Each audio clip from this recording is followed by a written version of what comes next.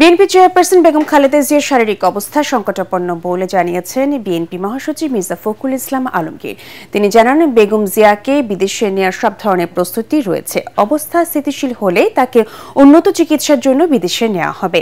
তার চিকিৎসার স্বার্থে হাসপাতালের সামনে নেতাকর্মী ও শুভাকাঙ্ক্ষীদের ভিড় না করার অনুরোধ জানান তিনি। কামরুজ্জামান রাজীবের রিপোর্ট।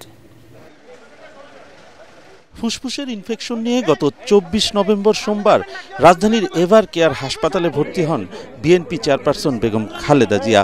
শারীরিক অবস্থার অবনতি হলে বৃহস্পতিবার তাকে সিসিইউতে স্থানান্তর করা হয়। এমন পরিস্থিতিতে তার শারীরিক অবস্থার খোঁজ খবর নিতে হাসপাতালের সামনে জড়ো হচ্ছেন বিএনপি নেতাকর্মী ও ভক্ত সমর্থকরা।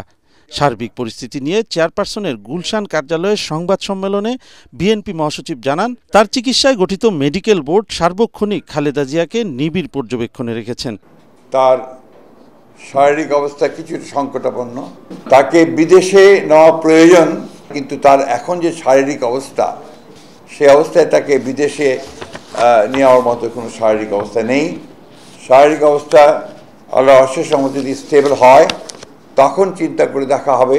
তবে বিদেশে নেওয়ার জন্য যে প্রয়োজনীয় বিষয়গুলো রয়েছে, আপনার ভিসা, অন্যান্য দেশের সঙ্গে যেসব দেশে যাওয়ার সম্ভব হতে পারে সেসব দেশের সঙ্গে যোগাযোগ করা এবং এর মোরেন্সের ব্যাপারগুলো নিয়ে যথেষ্ট আলোচনা হয়েছে এবং সেগুলো মোটামুটি কাজ এগিয়ে আছে।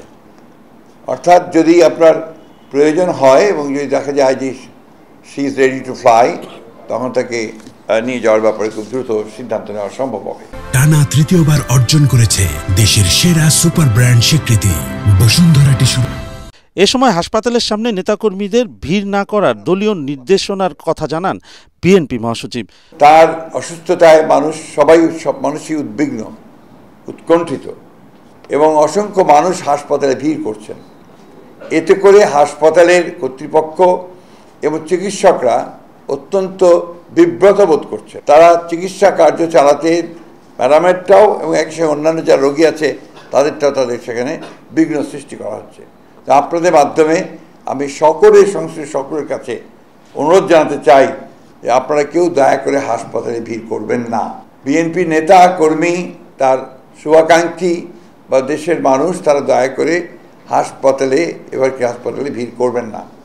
আমরা সময় মতো আপনাদেরকে তার হেলথ বুলেটিন সম্পর্কে জানানো হবে। পরে বিজয়ের মাস ডিসেম্বর উপলক্ষে বিএনপির মাসব্যাপী কর্মসূচি ঘোষণা করেন দলের মহাসচিব।